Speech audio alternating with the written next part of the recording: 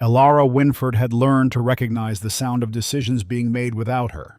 They were usually quiet decisions, spoken in measured voices behind closed doors, announced only after everything had already been arranged. By the time Elara became aware of them, there was nothing left to ask, nothing left to change. Greyhaven Vale was built on that kind of silence. The manor stood on a stretch of land that had once been prosperous, though little of that prosperity remained. The stone walls were intact but neglected. The halls were clean but rarely warm. Everything necessary was maintained. Everything unnecessary was allowed to fade. Elara fit neatly into that order. At 23, she was the younger daughter of Baron Alric Winford, not unwanted, not unloved in any dramatic sense, but overlooked with such consistency that it had become a form of expectation. She was spoken to politely, acknowledged when required, and otherwise left undisturbed. Her elder sister Seraphine occupied the space Elara never did. Seraphine had been raised with intention. Every lesson, every posture correction, every conversation had served a future that was always spoken of with confidence. Guests remembered her smile. Servants deferred to her presence. Even their father addressed her as though the world were already listening. Elara was not jealous of her sister. That emotion required comparison, and Elara had never believed herself part of the same measure. On the evening everything shifted. The household moved differently. Dinner was served early. The servants avoided lingering. Seraphine appeared in a new dress, pale blue, chosen carefully for reasons no one explained. Their father spoke little, his attention fixed on details that usually did not concern him. Elara noticed all of it. She always did. When the meal ended, Baron Winford dismissed her without ceremony. "You may go," he said, already turning towards Seraphine. "We have matters to discuss." Elara stood, inclined her head, and left the dining room. She took the rear corridor, as she always did, choosing the route that kept her from interrupting conversations she was not meant to hear. She had nearly reached the turn toward the staircase when voices carried from the study. The door was not fully closed. "No more than 7 months," an unfamiliar voice said, calm, professional. "After that, the estate will be claimed." Elara stopped. She should have moved on. She knew that. But her father's silence held her there, heavy and deliberate. "And the solution?" Baron Winford asked. "There is one viable option." A pause followed. Then her father spoke again, lower this time. "The Duke of Ravenshade." Ilara's fingers pressed against the wall. She knew the name. Everyone did. Calum Ravenshade. Wealthy, widowed, influential, and rarely seen beyond his own lands. A man whose favor restored families and whose disinterest ruined them just as easily. "He has not remarried," the advisor continued. "He has, however, expressed interest in securing an alliance." "And he will expect," her father began. "The eldest daughter," the man finished. Naturally, there was no hesitation in her father's response. "When do we begin preparations?" Elara did not wait to hear more. She stepped back silently and returned the way she had come, her movements practiced, controlled. Her breathing remained steady. There was no shock in what she had heard, only confirmation. Seraphine was to be offered. The family would be saved. The matter was settled. Elara's name had not been mentioned. In her room, small and positioned at the far end of the manor, Elara lit a candle and sat at her desk. The flame cast a narrow circle of light over the worn surface and the few books she kept there, volumes rescued from forgotten shelves, chosen for their substance rather than their condition. She rested her hands on the desk and waited for the familiar sense of distance to settle in. Marriage had never been discussed in relation to her. No one had trained her for it. No one had prepared her to be considered. She had existed outside those expectations for as long as she could remember. Still, something about hearing the plan spoken aloud unsettled her. Not because she wished to take her sister's place, but because she understood with sudden clarity how completely a life could be decided without the person living it ever being consulted. Outside, the manor grew quiet. Somewhere down the hall, her father and sister continued their conversation, shaping a future that did not include her. Elara looked at the candle until the flame steadied. For years, she had accepted invisibility as safety, as simplicity, as the easiest way to exist without disappointing anyone. That night, for the first time, she wondered whether remaining unseen was a choice or merely the absence of one. If you're drawn into this story and want to see where Elara's path leads, subscribe and leave a comment. Let me know what you think awaits her beyond this moment and whether silence can truly protect her forever. Ilara did not sleep much after that. The house was quiet in the way a sick body becomes quiet, still functioning, still breathing, but conserving itself for what it cannot avoid. She lay on her bed, fully dressed for a long time, listening to distant footsteps, a door closing, the faint rasp of paper being handled somewhere beyond her corridor. The candle she had left burning on her desk had melted into a shallow pool of wax by the time she finally rose. At dawn, Greyhaven Vale looked almost gentle. Pale light softened the estate's flaws, hid the sag of a roofline and the thinness of the gardens. For a few minutes, it was easy to pretend the manor had not been bleeding money for years, easy to believe that the future was still undecided. But truth did not depend on sunlight. When Ilara went down for breakfast, Seraphine was already seated with their father. Both of them wore the careful composure of people who had been awake long before the rest of the house. The table felt too large for three, the silence between them too deliberate. Their father's gaze flicked toward Ilara for a moment, then away, as though her presence required no adjustment. "You're up early," Seraphine said, her voice smooth, her expression unreadable. Ilara took her chair without answering more than a nod. She poured tea and kept her hand steady around the cup, as if calm could be maintained through grip alone. A footman entered with a silver tray and placed a folded letter beside Baron Winford's plate. The seal was unbroken. Their father studied it as though he already knew its contents. "The solicitor will arrive before noon," he said finally. "We will review the accounts." Seraphine's posture tightened almost imperceptibly. Ilara lowered her eyes to her tea. She had already heard enough to understand what reviewing the accounts meant. It was not a review. It was a reckoning. The solicitor arrived as promised, bringing with him a thin leather case and a smell of cold air. He was not the same man Ilara had overheard the night before. This one was younger, more deferential, trained to deliver unpleasant facts with polite restraint. He was ushered into the study, and within minutes the door was closed. Ilara was not invited. She remained in the corridor outside the study, ostensibly sorting a stack of old books for the housekeeper. The task gave her a reason to stay near. The shelves she worked from were dusty, the volumes mismatched, most of them untouched for years. Her hands moved while her mind stayed fixed on the door. Muted voices filtered through the wood, numbers, dates, clipped phrases. Occasionally her father's tone sharpened, the way it did when anger was forced to serve as self-control. After an hour, Seraphine left the study briefly. Her cheeks were faintly flushed, her eyes bright with contained emotion. She paused in the corridor when she saw Ilara, and for a moment her composure slipped. "You're lingering," she said. "I'm returning books," Ilara replied. Her voice was even. Seraphine looked at the volumes in Ilara's arms, then back at her face, as if searching for something she could not name. Her expression hardened into its usual shape. "Do what you like," she said, and went back inside. Ilara did not move until the study door shut again. Another stretch of time passed. The voices grew quieter, as if the conversation had reached the kind of information that could not be spoken loudly without making it real. Ilara could not hear details, only the rhythm of their despair. When the door finally opened, Baron Winford stepped out as though he had aged during the meeting. His jaw was set, his shoulders held stiffly upright, but his eyes carried a fatigue Ilara rarely saw. The solicitor followed, offering a few final words in a low voice. Their father nodded once, dismissed him, then turned down the corridor and stopped when he saw Ilara. For a heartbeat it looked as though he might ask why she was there. Instead, he spoke as if she had been expected all along. "Inform the housekeeper," he said.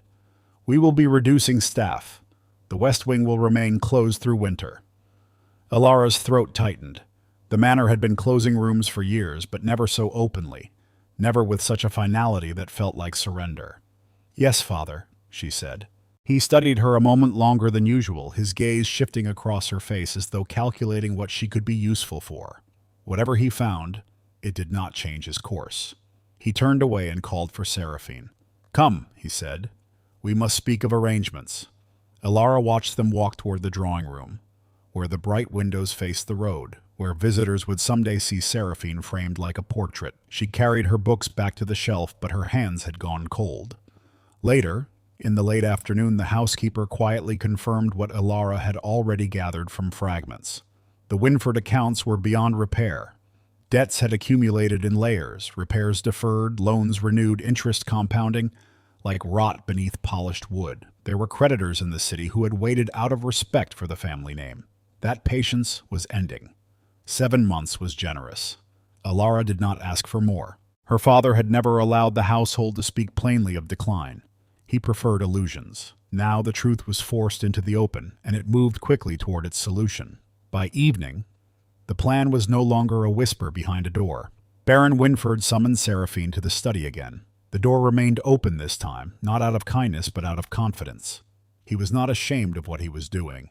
He believed it necessary. Ilara was seated in the adjacent sitting room with a mending basket, placed there because her presence could be ignored while still appearing domestic. From that position she could hear clearly. "The Duke will host a winter gathering at Lanthorn Hall," her father said.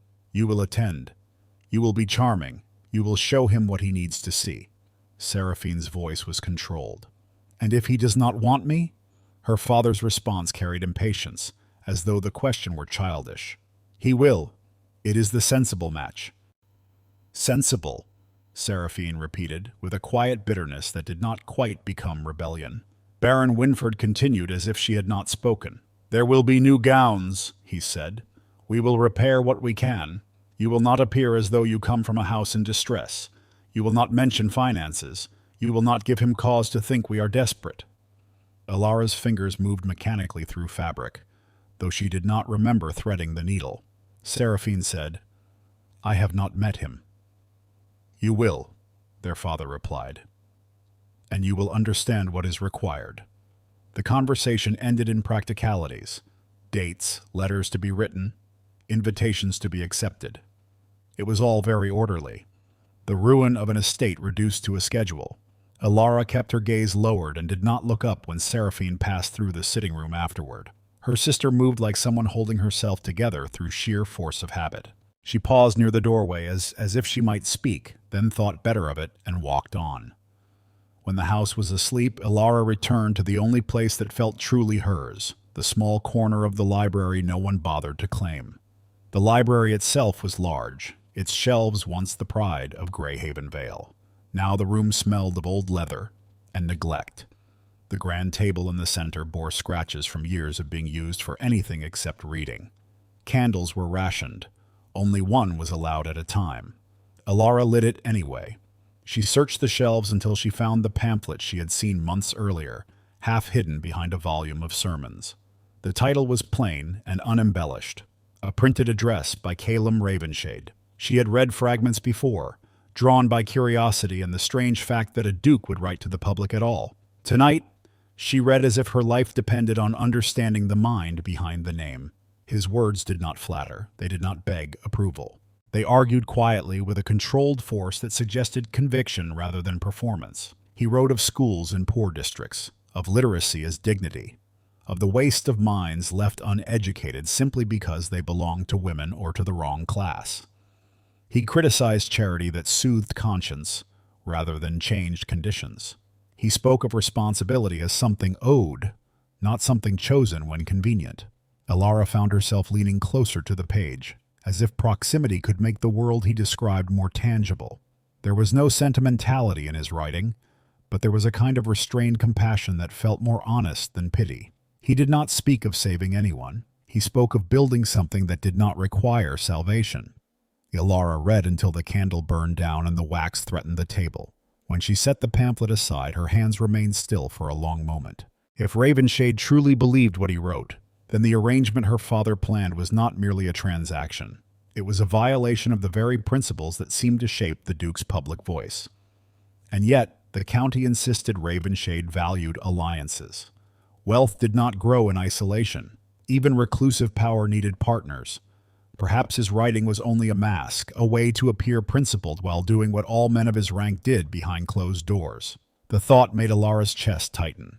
For years she had lived with the quiet knowledge that she did not matter in the family's calculations. That truth had been painful, but it had also been simple. Now something more complicated began to form. If Seraphine was being offered as a solution, then Ilara was being asked to watch. to accept, to remain silent while her sister's life was traded to preserve a crumbling estate.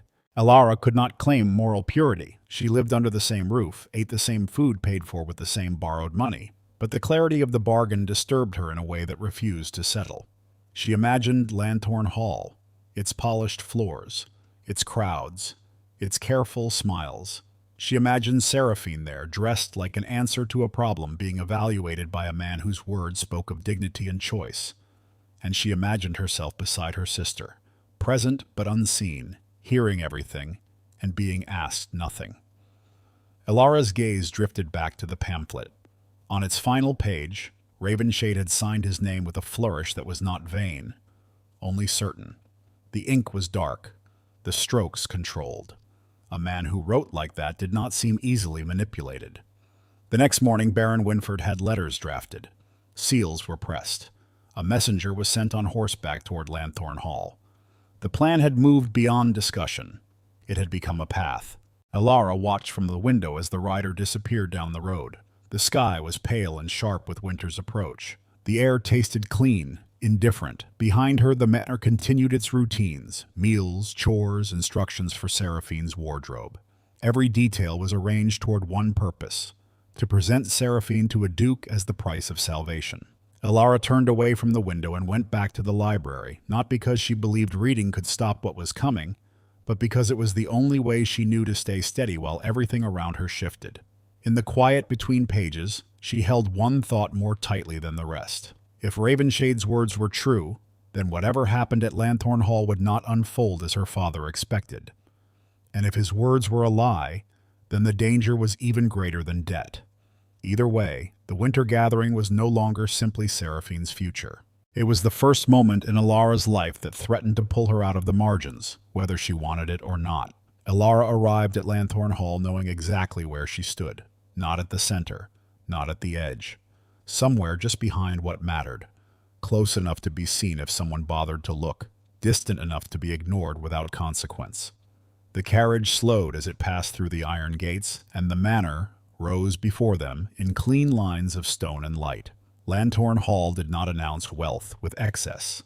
It displayed it with control. Everything was in place, everything deliberate, as though disorder were an idea that had never been entertained. Seraphine sat opposite Elara, gloved hands folded neatly in her lap. Her posture was flawless, her expression composed in the way their father had demanded all afternoon. She looked exactly as she had been instructed to look, calm, graceful, prepared. Their father spoke only once during the drive.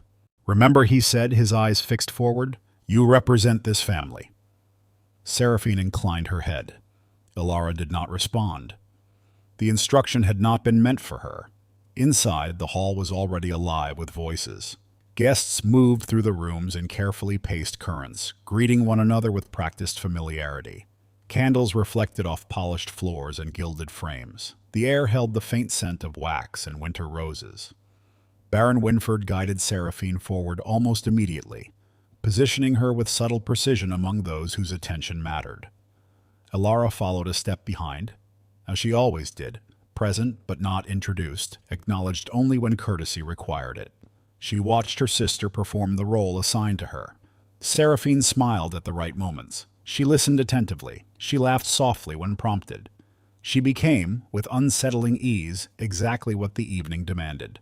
Several guests remarked on her beauty, others on her manners. Their father accepted each comment as confirmation of a sound investment.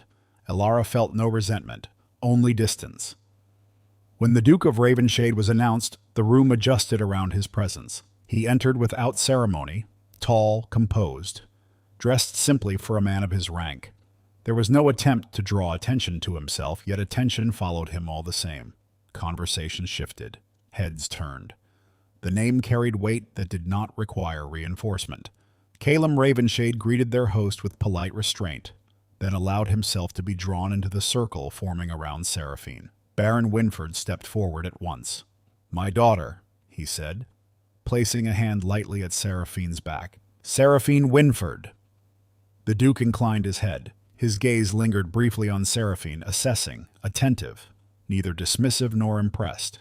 He spoke with her for several minutes, asking measured questions, listening without interruption. Seraphine answered as she had been trained to answer, offering charm without depth, grace without vulnerability. Ilara stood just behind them, close enough to hear, far enough not to be included. At no point did Ravenshade look her way. When the music began and the first dance was announced, the Duke extended his hand to Seraphine. She accepted, her smile flawless. Their father watched them take the floor with visible satisfaction. Ilara moved away quietly. She did not flee the room. She did not seek solitude out of wounded pride. She simply followed the pull of a quieter space, one she had noticed earlier when the doors stood briefly open.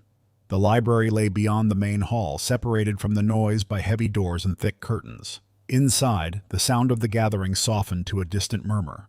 Shelves lined the walls from floor to ceiling, filled with volumes that bore signs of use rather than display. Ilara stepped inside and closed the door behind her. The room smelled of paper and old bindings, a familiar comfort. She moved slowly along the shelves, reading titles without intention, letting the steady presence of books calm her thoughts. Here she did not feel like an omission. Here things waited to be chosen. She had just reached for a slim volume when a voice spoke behind her. "You read that?" Ilara turned. Calum Ravenshade stood a few steps away, his expression neutral, his attention fixed not on her face but on the book in her hand. "Yes," she said after a brief pause. "Some time ago." "It's rarely taken from the shelf," he replied. "Most guests prefer the portraits." She glanced toward the wall. The paintings were competent, formal, forgettable. She did not comment. "It argues its points carefully," she said instead, without trying to persuade through sentiment. His mouth curved slightly, not quite a smile. "You noticed that?" Ilara hesitated, then nodded. "I find sentiment distracting." He studied her then, properly this time, as though realizing for the first time that she was not merely part of the background. "You are not dancing," he said. "I was not asked." "That seems an oversight." She met his gaze, uncertain whether the remark was observation or invitation. "I prefer listening," she said. "It teaches me more." The Duke considered her answer. "About people?" "About intention," Ilara replied. "They're rarely the same thing." Silence followed, not awkward but thoughtful. "You speak as though you've had practice being ignored," he said. The words were neither unkind nor curious in a way that demanded explanation. They were simply accurate. Ilara chose her response carefully. "One becomes observant when one is not expected to participate." Ravenshade inclined his head slightly, as if acknowledging a point well made. "What is your name?" he asked. The question caught her off guard. For a fraction of a second she wondered if he meant Seraphine. Then she realized he was looking directly at her. "Ilara," she said. "Ilara Winford." He repeated it once, quietly. Ilara. No one had ever spoken her name as though it mattered to remember.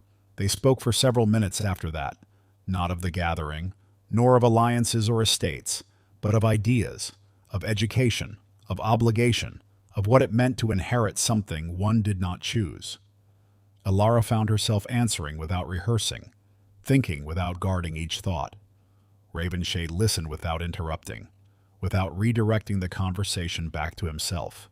When the music ended and the murmur outside swelled again, he glanced toward the door.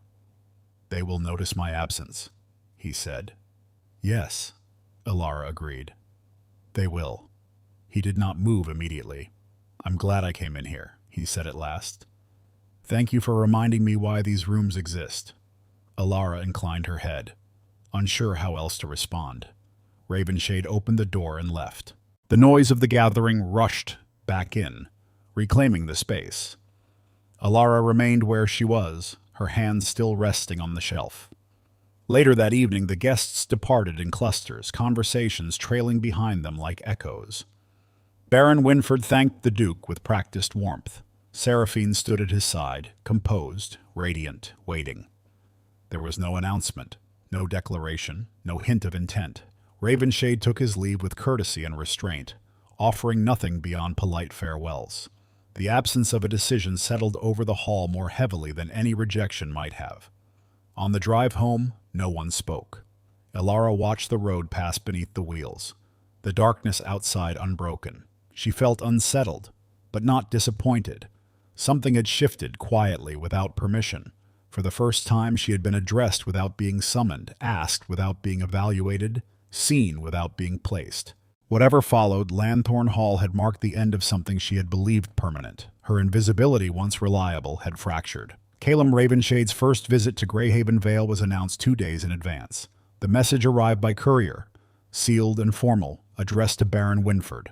It contained no flourish, no hint of personal intention, only a courteous notice of arrival and a request for a brief audience. The wording was careful enough to be unremarkable. That alone unsettled the household. Preparations began at once. Servants were recalled where possible. Rugs were beaten, silver polished, rooms opened that had been kept closed for months. The west wing remained locked, but the path through the main hall was cleared, made presentable. Baron Winford issued instructions with renewed authority, as though decisiveness itself might reverse the damage already done. Seraphine was fitted for a new gown that afternoon. Elara watched from the threshold of her sister's room while the seamstress worked. The fabric was chosen to flatter, the cut adjusted with precision. Every detail served a purpose Elara understood too well. When the seamstress finished and stepped back, Seraphine studied her reflection without smiling.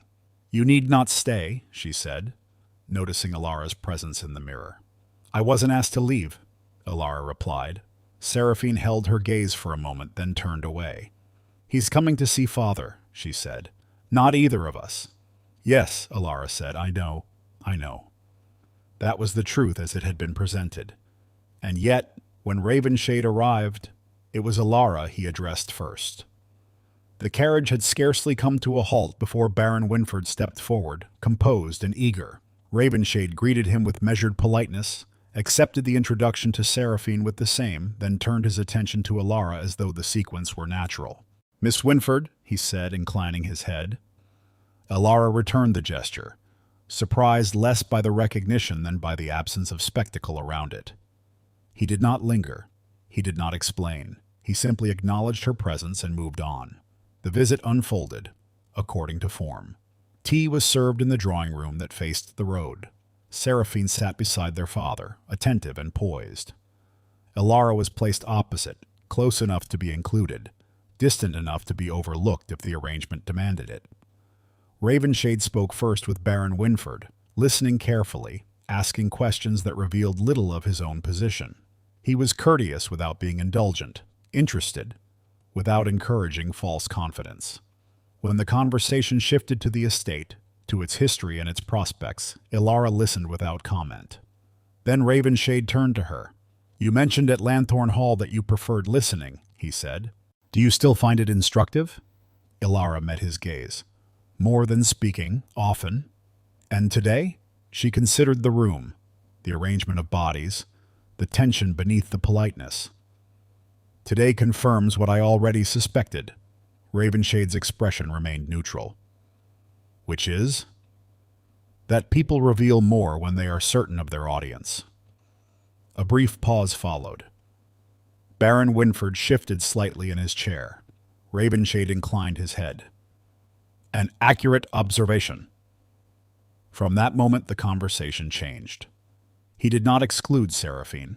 He did not dismiss her. But his questions, when they came, were directed toward Elara, measured inquiries about books, about the pamphlets she had mentioned, about her thoughts on education beyond the confines of estates and titles. Elara answered carefully, aware of her father's attention sharpening with each exchange. Seraphine remained composed, but the stillness of her posture grew more deliberate, as though she were holding herself in place. When the visit concluded, Ravenshade thanked Baron Winford and departed without comment on future intentions. The carriage rolled away beneath a sky heavy with winter clouds. That evening, Baron Winford said nothing at dinner. 2 days later, Ravenshade returned. This time, there was no formality beyond courtesy. He walked the grounds with Baron Winford, spoke briefly with Seraphine in the garden, then found Elara in the library without being directed there. Their conversations followed a quiet rhythm after that. Every few days, Ravenshade appeared at Greyhaven Vale. He never overstayed. He never explained his visits. He spoke with Baron Winford as propriety required, with Seraphine as courtesy demanded. but when time allowed, he sought Ilara.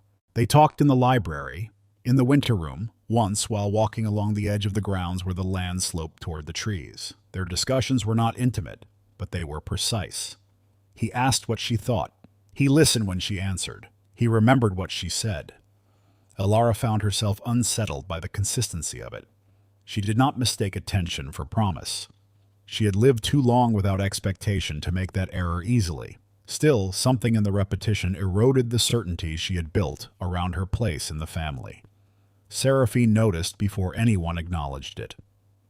"You speak more when he's here," she said one afternoon as they walked back from the garden. Ilara did not deny it. "He asks."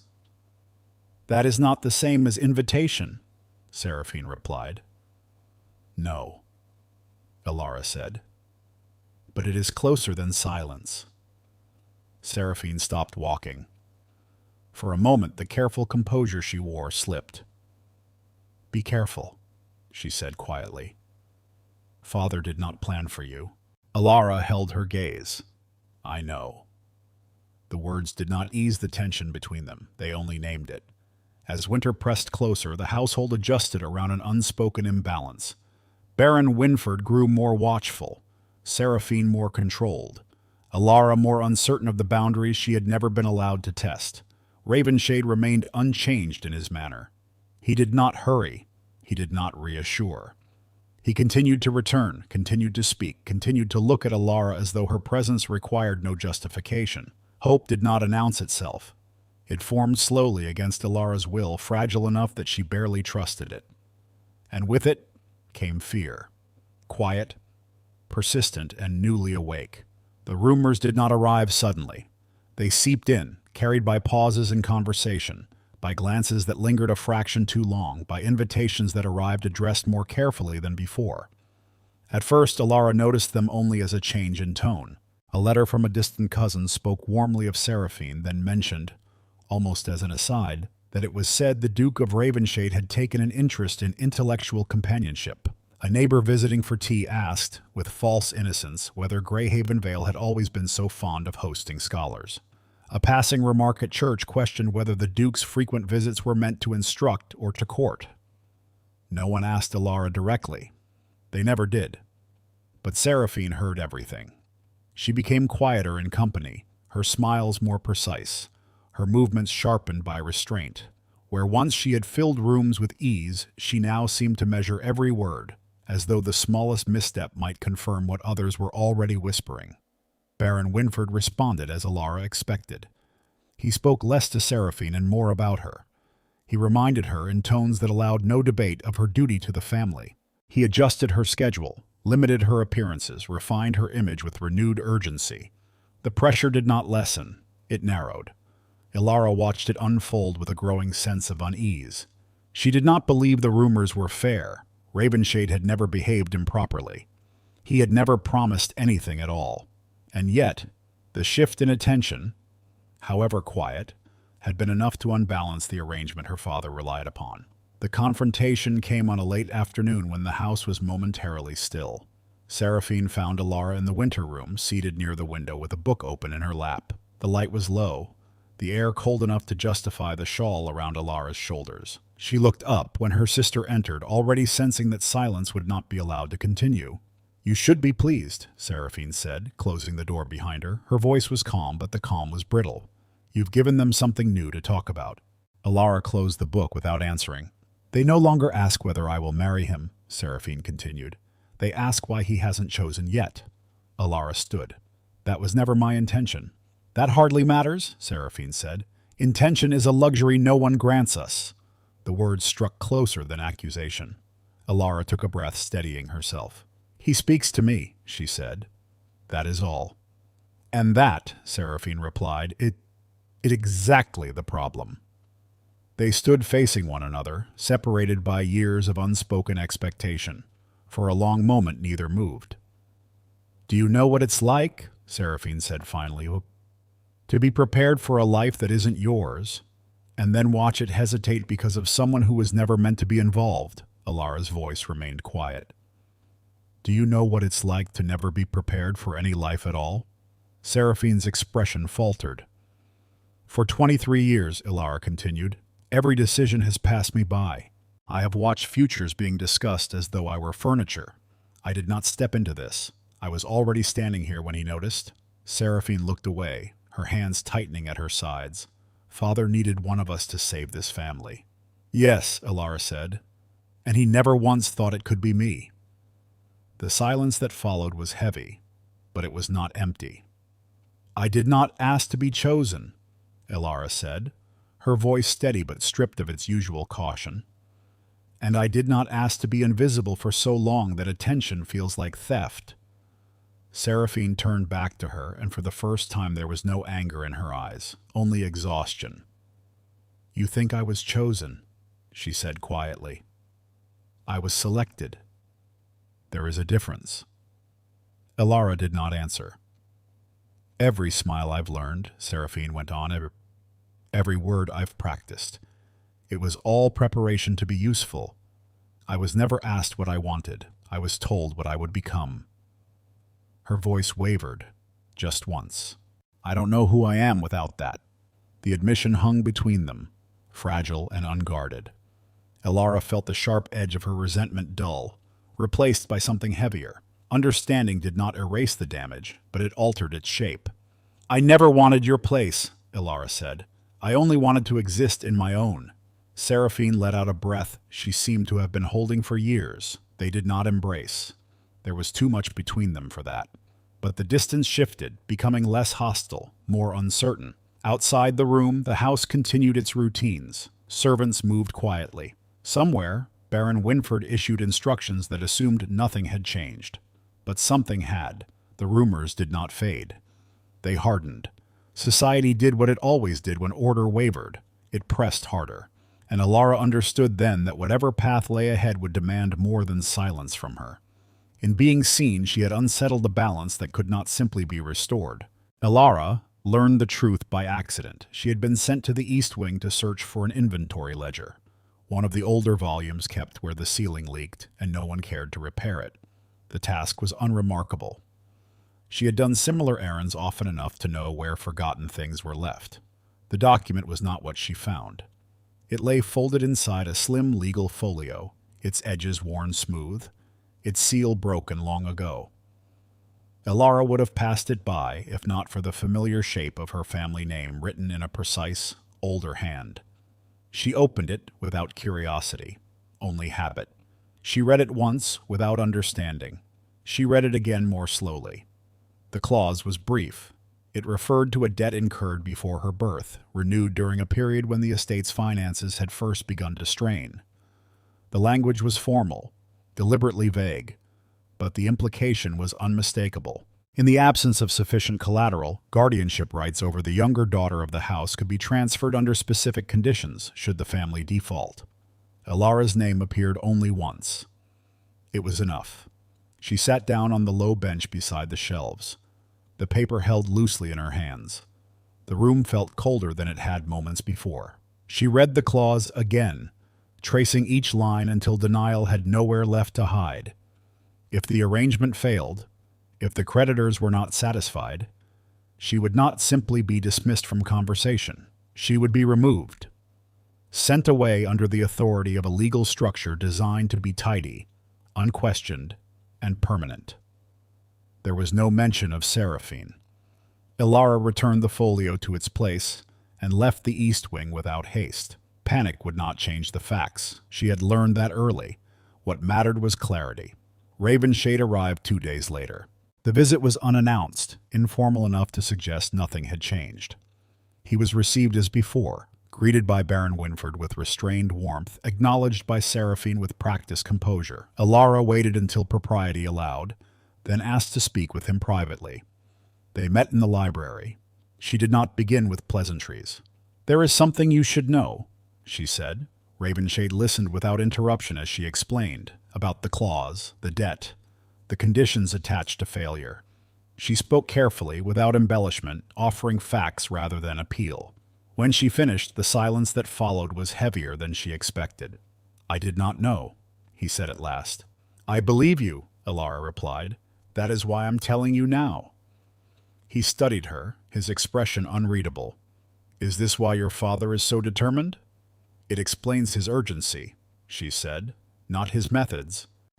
Ravenshade turned away briefly, his gaze settling on the shelves as though order might be found there.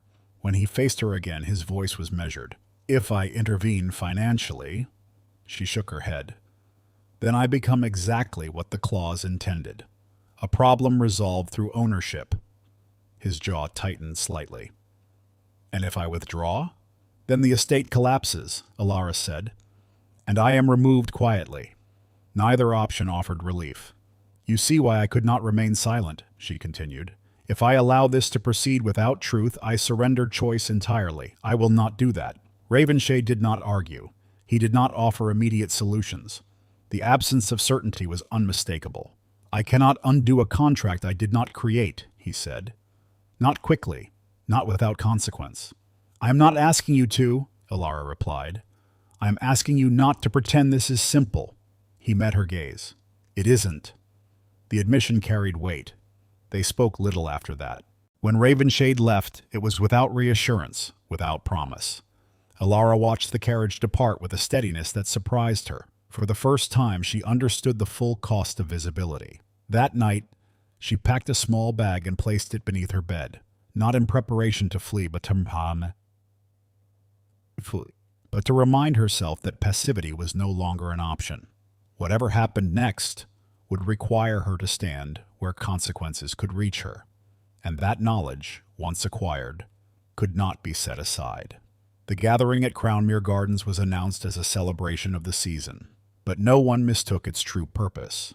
Baron Winford treated it as the final opportunity to restore order. Invitations were accepted with haste. Seraphine was dressed with more care than ever before, her appearance refined to its sharpest edge. Every detail was meant to communicate stability, desirability, inevitability.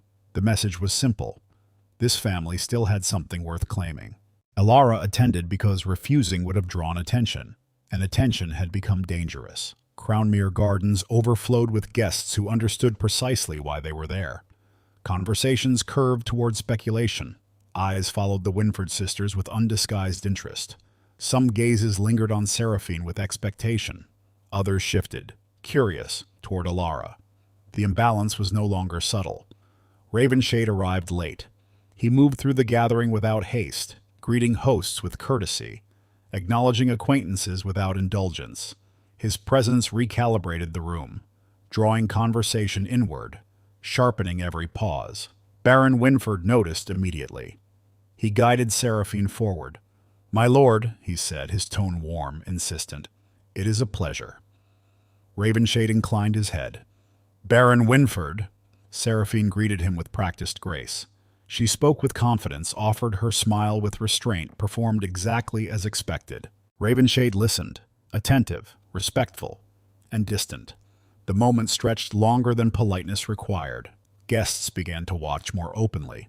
Someone laughed too loudly nearby. A comment carried farther than intended. Alara heard her name spoken once, then again, each time paired with a tone of faint amusement. She did not move. Ravenshade did not turn toward Seraphine with the anticipation Baron Winford had prepared for. Instead, he spoke evenly. "I will not be making any declarations this evening." The words were not raised, but they carried. A pause followed, then another. Baron Winford's smile tightened. "Of course," he said. "There is no need to rush." "There is," Ravenshade replied calmly, "which is why I choose not to." The silence that followed was no longer polite. Whispers spread with astonishing speed. Curiosity sharpened into judgment. Eyes turned toward Alara, no longer content to speculate quietly. A woman near the edge of the group tilted her head and spoke with deliberate clarity. "Perhaps the Duke is waiting for a different kind of persuasion." Laughter followed. Not loud. Enough. Alara felt the shift before she understood it fully. She was no longer invisible. She was exposed. She did not respond. She had learned long ago that silence was expected of her. Seraphine moved before anyone else could. "That will be enough," she said. Her voice cut cleanly through the murmurs. Several heads turned in surprise. She stepped forward, placing herself between Alara and the watching crowd. Her posture was rigid, her composure deliberate, but her expression was resolute in a way Alara had never seen. "My sister has done nothing to warrant your amusement," Seraphine continued, "nor has she asked for your interpretation." The air seemed to contract around them. Baron Winford stared at his elder daughter, disbelief giving way to warning. "Seraphine!" he said sharply. She did not look at him. "You invited us here to be evaluated," she said, her voice steady. "I understand that, but you do not have the right to decide which of us may be spoken of without dignity." A ripple of discomfort moved through the crowd. Ravenshade watched in silence. Seraphine turned then, not to her father, but to him. "You came to observe," she said. "You have done so. Now let me be clear. I will not perform again. Not for you. Not for anyone." Baron Winford stepped forward. "You forget yourself." "No," Seraphine replied. "I remember myself." The words landed with finality. The gathering did not recover. Conversations fractured. Guests withdrew with varying degrees of discretion. The unspoken verdict passed quickly. The Winfords were no longer predictable. Ravenshade did not attempt to salvage the moment. He offered a brief farewell to the host, his expression unreadable, and departed without explanation. The carriage ride home was silent. Baron Winford did not speak until they reached Greyhaven Vale. When he did, his words were precise and unforgiving. "You have humiliated this family." Seraphine did not argue. "I have ended a lie. You have destroyed our only chance." Alara spoke then, her voice quiet, but unmistakable. "No, you did that when you decided only one of us was allowed to exist." Her father looked at her as though seeing her for the first time and finding nothing he could use. The house felt different when they entered it. Smaller, stripped of illusion. That night, doors were closed with finality. Instructions were issued without care for harmony. The household divided along lines that could not be redrawn. The family, as it had been understood, ceased to function. Alara lay awake long after the manor settled into uneasy stillness. For the first time, the rupture did not frighten her. It clarified. What had been balanced on silence could not survive speech. The consequences followed faster than Alara expected. They arrived not with spectacle, but with paperwork. Within days of the gathering at Crownmere Gardens, letters began to arrive bearing seals she recognized from the folio in the East Wing. Creditors who had waited in silence now wrote with precision. Their tone was polite, almost regretful, but their intent was unmistakable. The margin for delay had closed. Baron Winford read each letter without comment. He did not rage. He did not plead. His authority diminished quietly, as though drained rather than taken. Orders were given to dismiss the remaining staff. Rooms were locked without ceremony. Greyhaven Vale began to empty itself. Ravenshade did not come. Alara learned why on the fourth day when a brief note arrived from his steward. It was carefully worded, formal to the point of coldness. Legal constraints. Pending reviews. Interventions that required time the Winfords no longer possessed. There was no promise attached. Alara did not resent the absence. She had not expected rescue. What unsettled her was the clarity of it. Whatever Ravenshade might have wished to do, the structure surrounding them moved more quickly than intention ever could. The clause would be enacted. Her father did not tell her directly. He did not need to.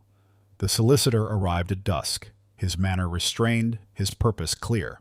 Alara listened as the terms were outlined. Temporary guardianship, relocation, discretion. Everything arranged to appear merciful. She declined before he finished. "I will leave," she said, "but not under those conditions." The solicitor hesitated. "Miss Winford."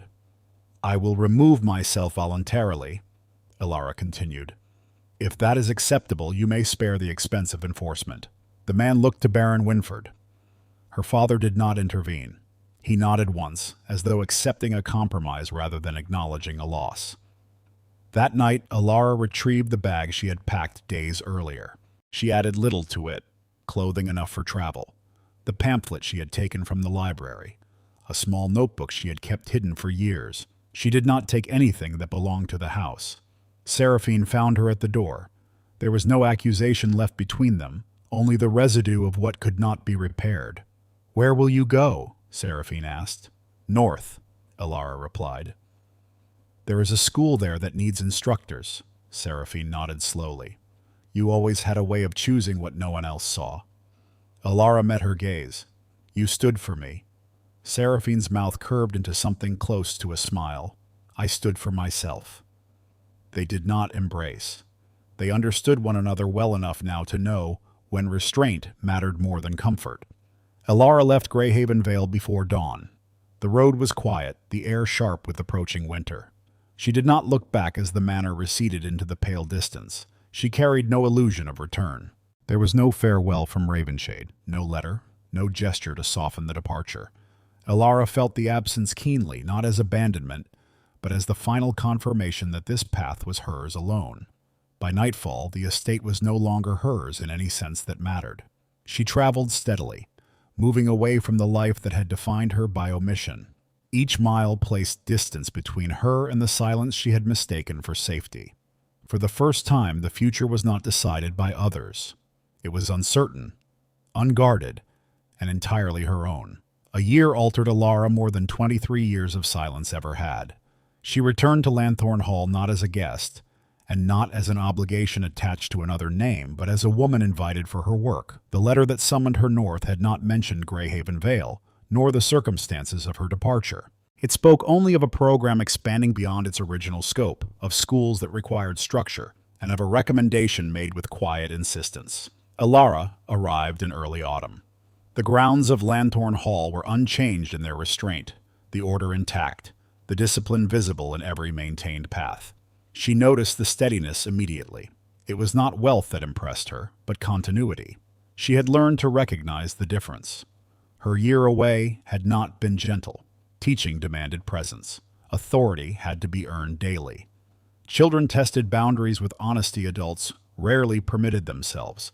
Alara had discovered that being seen required endurance as much as courage. She had failed often enough to learn precision. She had succeeded just enough to understand responsibility. When she was shown into the smaller reception room, she did not expect Ravenshade to be there already. He rose when she entered, his expression reserved, his manner unchanged. There was no trace of surprise, no attempt to bridge the distance time had placed between them. "Miss Winford," he said. "Alara," she replied without hesitation. The correction passed without comment. They spoke first of practical matters, of curriculum, of oversight, of what had worked and what had not. Ravenshade listened as he always had, but there was a difference now. He did not ask her to explain herself. He assumed competence. When the discussion ended, silence settled between them, not strained, but deliberate. "I did not reach out last year," he said finally. "I did not expect you to," Alara replied. "That was not an excuse." She met his gaze. Nor was it a debt. He inclined his head, accepting the distinction. "I could not act without turning your choice into a consequence of my power," he continued. "By the time I could, you had already moved beyond reach." Alara considered his words carefully. "I did not leave to be followed." "I know," he said. They walked the grounds together afterward, speaking little. The distance between them remained intact, defined not by restraint, but by respect. When they parted, there was no promise, no declaration, only recognition.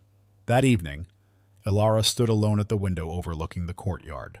She understood, with quiet certainty, that whatever followed would not resemble what her father had once planned. Nothing offered now would come without her consent, and nothing she accepted would require her to disappear. Alara stood at the edge of the platform as the gathering settled. Greyhaven Vale looked different now. Not restored to its former grandeur, not disguised as something it was not, but restructured with intention. The west wing remained closed, but the east had been reopened as classrooms. The gardens were modest, functional, designed for use rather than display. Nothing glittered, everything endured. The audience before her was smaller than those she had once faced in silence, but they were present for a reason. Local families, teachers, a few patrons whose interests lay in outcomes rather than appearances. Ravenshade stood among them, not apart, his presence unmarked by ceremony. When Alara began to speak, her voice did not waver. She did not recount loss. She did not explain how Greyhaven Vale had fallen or who had failed it. She spoke instead of continuity, of what survived when status was stripped away, of education not as charity, but as structure, something built slowly, maintained through commitment rather than rescue. She spoke plainly, without adornment. The words were not meant to persuade, they were meant to stand. When she finished, there was no immediate applause. The pause that followed was thoughtful, not uncertain. Then a sound rose, measured and genuine, filling the space without overwhelming it. Ravenshade approached only after the crowd had begun to disperse. "You did not need this," he said, gesturing toward the grounds, "and you would have been effective anywhere." "Yes," Alara replied, "but this place needed to exist differently." He nodded. "And you?" She met his gaze. "So did I."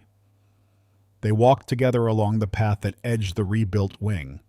The stones were new, laid with care, aligned for durability rather than elegance. "I am not offering restoration," Ravenshade said, "nor protection." "I would not accept either," Alara replied. He stopped then, not abruptly, but with intention. "What I am offering," he continued, "is partnership, on terms that can be refused." The distinction mattered. Alara considered him, not as a possibility shaped by circumstance, but as a man standing where he chose to stand. She did not answer immediately. Silence was no longer something she feared, nor something imposed upon her. "Yes," she said at last, on those terms." The word was quiet. It carried weight because it was chosen. Seraphine did not attend the gathering. Her letter arrived the following week, written from a city farther south, its tone clear and unburdened. She had accepted a position that required travel, movement, uncertainty. She wrote not of obligation, but of curiosity. Alara read the letter twice and set it aside with care. Their father did not write. When his name was mentioned, it was only in passing, attached to a title that no longer governed outcomes. The distance between them remained, unsoftened by time. Alara did not pursue reconciliation. Some silences were earned. As winter approached, Greyhaven Vale settled into its new purpose. Children's voices replaced echoes. Schedules replaced expectations. The estate no longer waited to be saved. Alara moved through it without shrinking. She was not the invisible daughter. She was not the unexpected choice. She was a woman who had stepped forward when the margins no longer held her, and who remained because she had decided to stay. Nothing about her life now depended on being chosen. That was the difference.